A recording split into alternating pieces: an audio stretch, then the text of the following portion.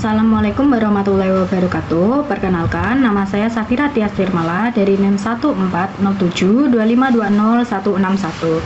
Di sini saya akan mempresentasikan mengenai aturan derivasi dari mata kuliah Matematika Ekonomi yang diampu oleh Bapak dosen Iswa Yudi Joko Suprayitno, SSI MPD.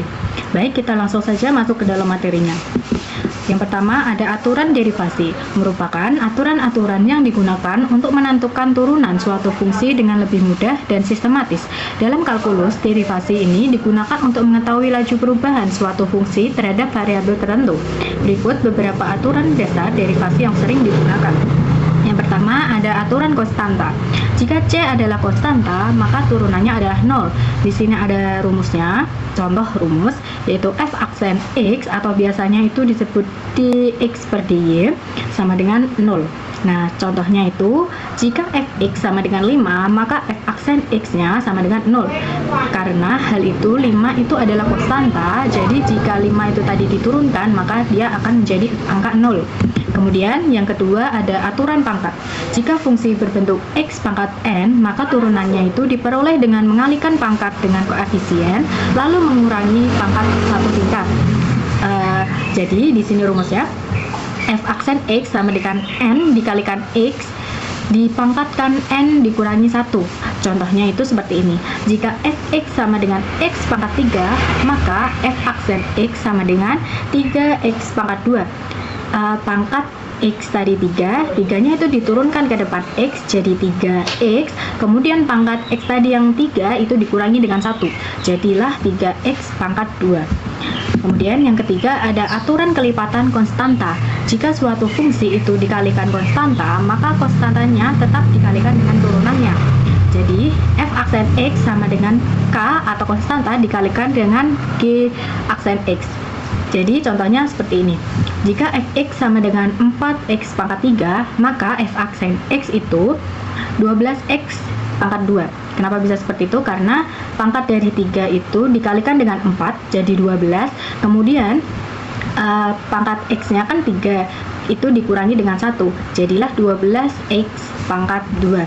Yang keempat itu ada aturan penjumlahan dan pengurangan. Turunan dari penjumlahan atau pengurangan fungsi sama dengan jumlah atau selisih turunan masing-masing fungsi. Di sini itu ada fx yang awalnya fx itu u kali ux ditambah px itu menjadi f aksen x itu u aksen x atau u aksen itu turunan dari ux ditambah dengan v aksen x. V aksen x itu turunan dari fx. Di sini contohnya itu, jika fx sama dengan x kuadrat ditambah 3x, maka f aksennya itu 2x ditambah 3. Jadi x kuadrat itu turunannya 2x. Kemudian 3x itu turunannya 3. Jadi 2x ditambah 3. Hal itu juga sama halnya dengan pengurangan. Kemudian yang kelima ada aturan perkalian. Jika terdapat dua fungsi yang dikalikan, maka digunakan aturan perkalian. Di sini ada fx dikalikan dengan gx aksen sama dengan f aksen x dikalikan gx, kemudian ditambah fx dikalikan g aksen x. Dengan keterangan fx gx ini tuh fungsi yang dapat diturunkan. Kemudian f aksen x dan g aksen x itu turunan dari fx dan gx. Nah, jadi contohnya tuh jika fx sama dengan x kuadrat dikalikan x ditambah 1, maka f aksennya itu 2x dikalikan x tambah 1. Kemudian ditambah x kuadrat dikalikan 1.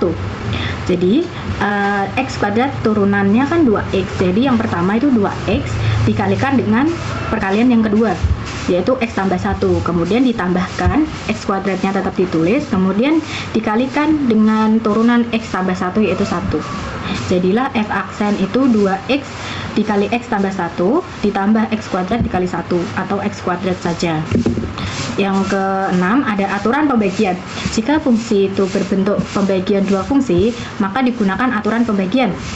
Jadi fx dibagi dengan gx aksen sama dengan f aksen x dikalikan gx sama dengan fx dikalikan g aksen x kemudian dibagi dengan gx kuadrat dengan syarat gx itu tidak boleh sama dengan 0. Jadi contohnya itu di sini saya menggunakan F aksennya itu Y. Jadi Y itu sama dengan X per X tambah 1 sama dengan Y aksen sama dengan 2X dikalikan X tambah 1, kemudian dikurangi X kuadrat dikalikan 1, kemudian baru dibagi X tambah 1 pangkat 2. Jadi semua itu dikalikan satu-satu, kemudian dikurangkan, maka jadilah X kuadrat ditambah 2X, kemudian dibagi X tambah 1 pangkat 2. Kemudian aturan yang terakhir yaitu aturan rantai. Aturan rantai ini digunakan untuk fungsi bertingkat atau fungsi komposisi. Jadi di sini itu d per dx atau f aksen x dari f gx sama dengan f aksen di dalam kurung gx dikalikan g aksen x. Jadi contohnya di sini fx sama dengan 3x tambah 2 pangkat 4, maka f aksennya itu 4-nya turun ke depan dikalikan dengan 3x tambah 2, jangan lupa pangkatnya dikurangi 1, jadi 4 dikalikan 3x pangkat 3x tambah 2 dipangkatkan 3, kemudian dikalikan 3 tadi itu turunan dari 3x tambah 2, jadi itu dikalikan, jadilah 12 dikali 3x tambah 2 pangkat 3.